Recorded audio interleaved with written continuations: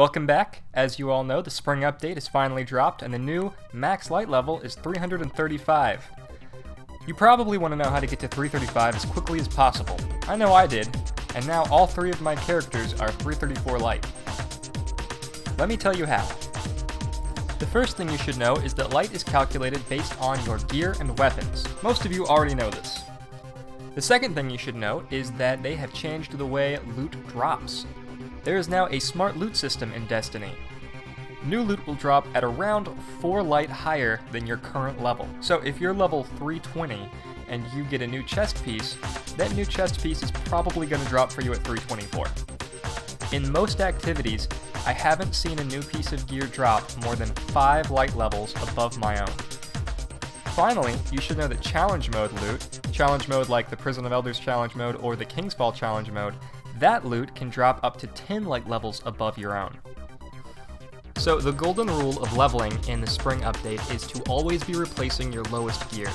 If all of your gear is 333 and your helmet is only 319, your light level is only going to be 330. But if you replace your 319 helmet with a 335 helmet, you're going to jump straight to 333. So then the trick becomes knowing where all of this high-level loot drops. Faction packages and Nightfall rewards drop at a maximum of 330 light, so if you have any faction packages you need to pick up, or if you want to do the Nightfall, try and do that first. And here's the list of activities that can drop 335 light gear.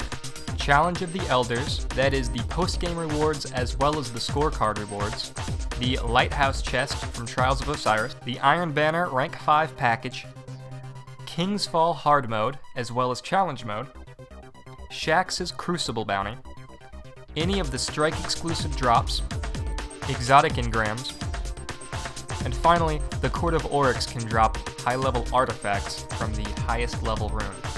If I needed an artifact, I would go to the Court of Oryx and try and find one that's a higher light level than my previous one. But if I needed a class item, I would probably play a lot of the challenge mode to try and get the class item from the in-game reward screen. So pick and choose what you do to get the reward that you need. For a list of places to get certain gear, check the description box. When you finish up on your first character, whatever that may be, for me it was my hunter, when you finish up on your hunter, you will transfer all of that high-level gear to your secondary. For me it's my titan. So I transferred all of my high-level hunter gear to my titan. I then infused all of my hunter gear into my titan gear to give my titan a much higher light level. Remember, now that infusion is 1-1, you get 100% of the light you put in, which means that my titan was instantly the same level as my hunter, which at the time was 326. Now I've got this 326 titan, I go do all of those activities again.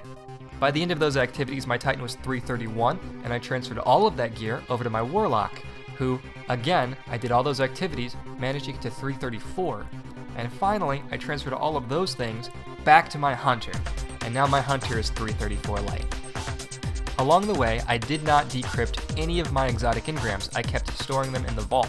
So when I finally got my hunter to 334, I decrypted them all on my hunter and I got a ton of 334 and 335 exotics, which I then used to infuse into my titan and my warlock. I was also able to go back to the Court of Oryx and use the rest of my legendary runes to get a bunch of 335 artifacts, and play the Prison of Elders challenge mode again to get some of those 335 class items, ghosts, and exotic special weapons. All in all, I'm very happy with the new leveling system and I'm sure you'll enjoy it too.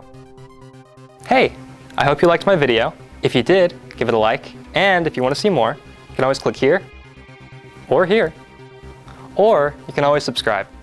Thanks for watching. I'll see you next time.